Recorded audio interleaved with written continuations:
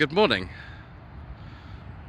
Today is the 9th of January and I'm at the NEC in Birmingham with Mr. Ben Quirk from Planet Auto. Ben's not going to speak because you won't be able to hear him. I do apologise in advance for the wind noise.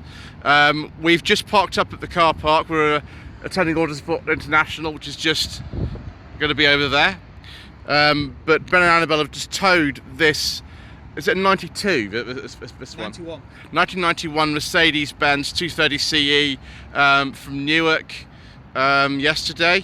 W124. Yeah, this W124 coupe.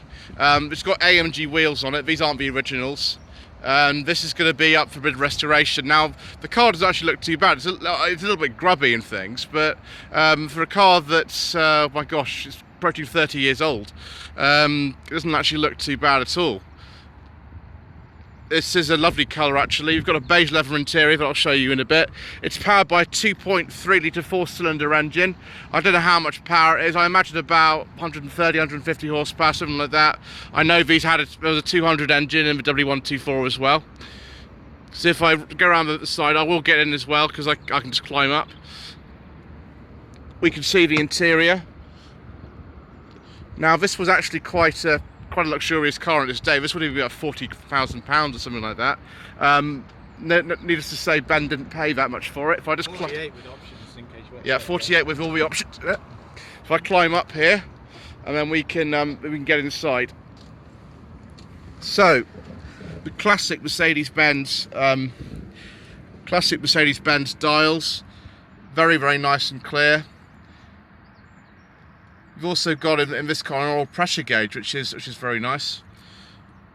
Classic Mercedes-Benz heater controls, I remember these. The wood is very nice actually. This probably isn't real wood, but it's very high quality nevertheless. Heated seats, I believe. Yes, heated seats.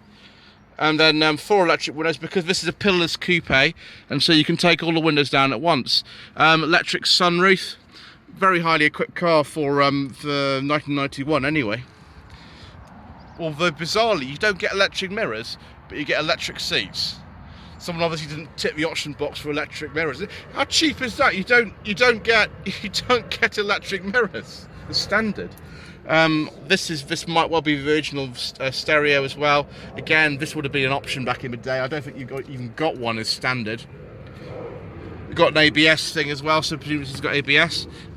Because this is a pillarless coupe, if I start the car up, the ignition key is in the same position actually as on my mother's Mercedes. Do all 4 of these keys do the same thing, Ben? I think so. Yeah, so we just put that in there. There we go. So if I just put the brake on and we... It won't start, it's so flat, but it will give you ignition to do things. Alright, so if it's not turning, it's the wrong key. You just probably just heard Ben's just saying the car won't actually start because the battery's flat. Yeah. We've got cruise control though in here, and the Mercedes-Benz famous one stalk does everything is on the right and not the left, as it is on modern Mercedes-Benz cars. Although the ignition key is I can't remember actually if on my mother's car if it's on this or that side, but it's a similar sort of feeling thing. So let's open the glove box and see if we can get a mission document. All kinds of stuff in here. It's got cup holders. That's very good. And of course, you've got a centre armrest. It doesn't have any pockets in it. That feels nice though. Lovely, lovely leather in here. And then there's the parking brake release switch, just like in a modern one as well. My mother's car's like that too. Right, let's just pause there a second and see if I can find a bonnet release. The Bosch cage electronic, I expect. Right, here we go. So it's a Bosch fuel injection system on this car. The battery is actually there. I mean, a lot of Mercedes, it's in the boot or something. It's actually there. It's not that big an engine for the size of the car. As you can see here, there's a bit of work to do on it, but there it is. It's only a 4-cylinder engine in this car. It looks a bit like it would have had a carb originally, but it's been converted to fuel injection. Maybe a lot of the Bosch system would like that. A little bit on the oily side, but the car has done 212,000 miles. There's not gas struts on it, but it is self-supporting, which is quite impressive. And bonnet mat needs reattaching and stuff. And this is a project car. It's not currently got an MOT or anything, and Planet Auto will be after doing a bit of work on it. So yes, I do like the colour. It is interesting. One of the things that Ben's reminded me of is it's like a Volkswagen Lupo actually, is that this mirror is different from the one on the driver's side, which is interesting. And as I said, these are AMG wheels for a W124, but they're not original to this car because this is an AMG version. But they look period correct, which is the most important thing. Obviously, they'll be having a bit of a refurb as well, and so will these rear arches. Apologise for the green. Right, so we've popped the boot using that button there. Just opens up like that. It's full of spares and things, but we do have a CD disc changer.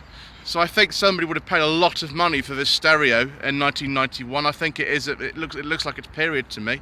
Again, very nice feeling carpet, nicely lined. The warning triangle would have lived there originally. I think that must have been a requirement in German cars in the 1990s to have it. All sorts of bits. I think these are two new front wings, aren't they? Two new front wings, two Bilstein shocks, two new and brake lines. Yeah, and. All sorts of bits and pieces do it up. Obviously, if you go to the Planet Auto YouTube channel, you will see more on this car in the coming months, getting it back to sort of reasonable condition to go for an MOT. So yeah, we just shut that. It's a bit difficult when it's on a trailer, but there we go. So there we are, 1991 Mercedes-Benz 230 CE with all the optional extras.